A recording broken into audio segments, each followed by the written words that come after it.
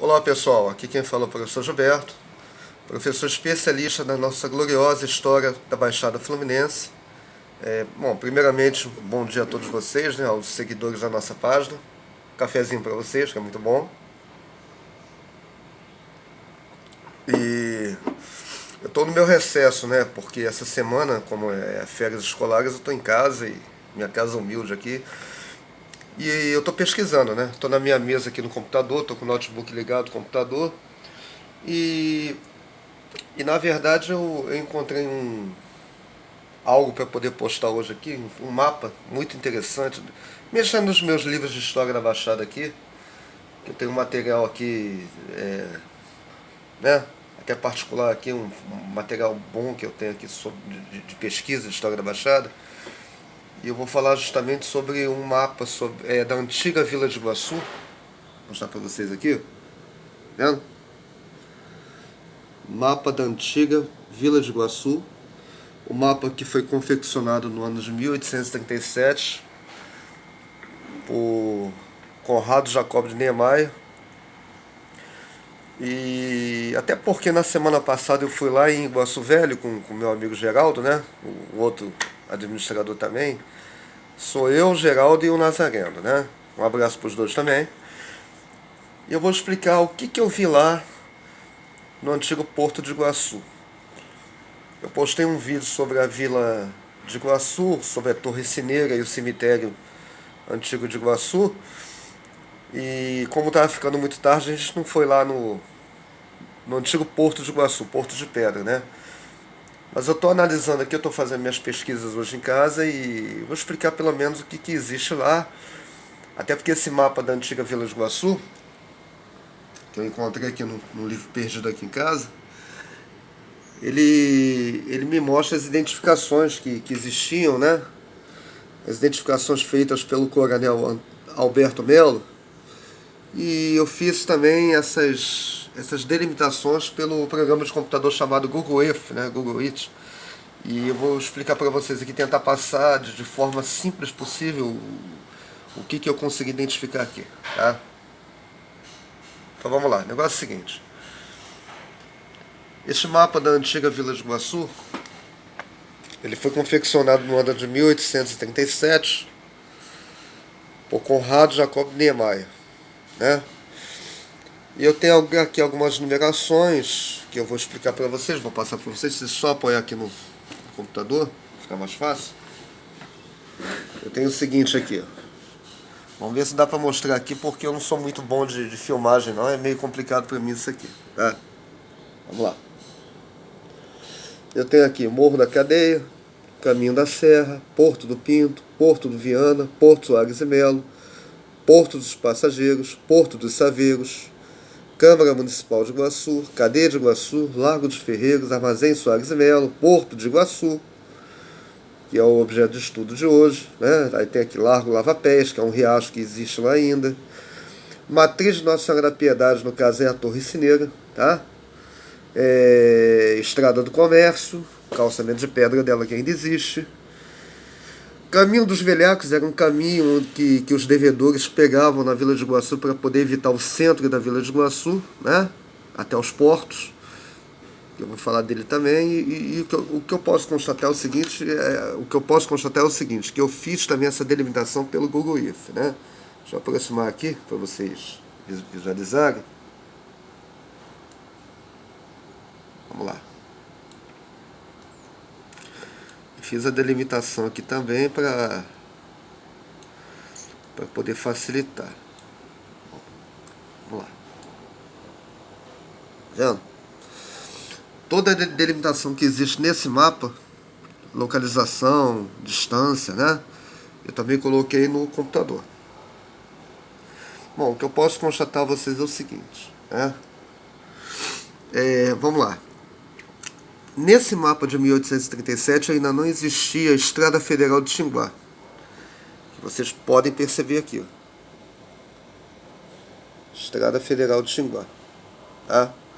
É o caminho que eu andei lá 2 semanas atrás com o meu amigo Geraldo, né? A gente foi andando, amigos, de Belfor Roxo Iguaçu Velho. Foram 6 boas horas de caminhada. Mas por que a gente caminhou 6 horas? Porque a gente foi justamente delimitar o antigo leito ferroviário da estrada Rio Douro, né? Então a gente foi caminhando mesmo para a gente poder delimitar.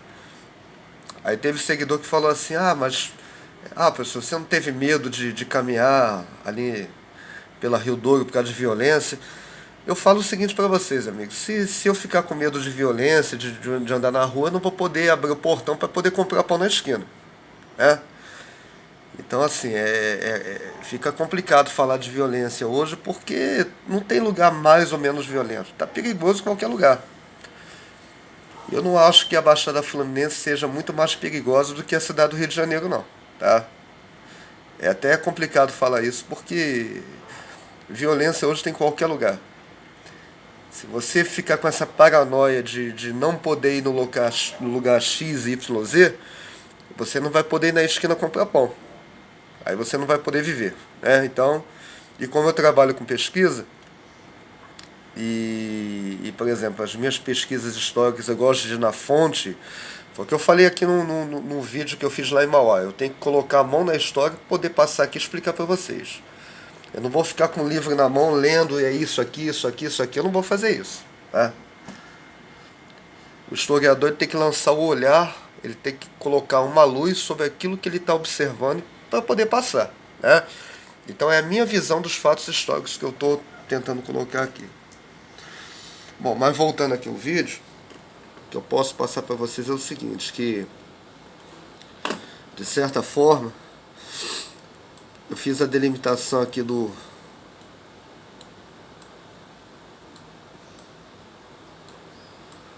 da Torre Cineira. Eu tenho aqui a localização da Torre Cineira e do cemitério de Iguaçu, que ainda existe, né? Tá aqui, ó.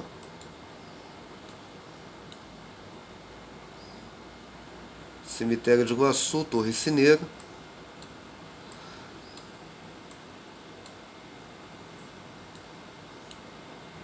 vendo? O que eu posso constatar também é que... Tá aqui, ó. Cemitério da Vila de Iguaçu, Torre Cineira da Piedade de Iguaçu. Foi o caminho que eu fiz com o Geraldo lá. Um caminho totalmente ermo, né? Abandonado. Tudo bem, tem até uma certa sinalização para a gente poder chegar lá, né? Mas a população local está utilizando o caminho que vai para a Vila de Iguaçu para poder colocar ossada de animais. Nós vimos muita ossada de boi, de porco, sei lá o que é, né? E urubu, local abandonado. E eu acho que o local tinha que ter um cuidado maior lá, né? E que eu posso constatar a vocês que nós podemos atingir a Vila de Iguaçu tanto pelo caminho que vai para o cemitério de Iguaçu e para a Torre Cineira, como um pouco mais adiante, o caminho que entrava para o Porto de Iguaçu. Tá?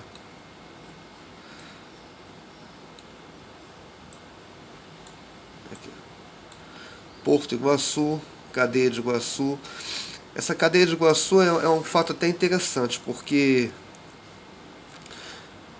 tem uma construção, uma casa lá, né, exatamente no local onde era a cadeia de Iguaçu. Eu achava pelo mapa que esse não existia nem alicerce, não existia nada. Então a gente tem que fazer um estudo aí, porque a delimitação ela corresponde ao local, né? O Porto de Iguaçu é um porto de pedra de formato retangular, que tinha um braço do Rio Iguaçu que ligava o Porto Iguaçu até o Rio Iguaçu. Esse Porto Iguaçu está cheio de água ainda, água parada. Assim, foi o que eu pude constatar na última visita que eu fui lá.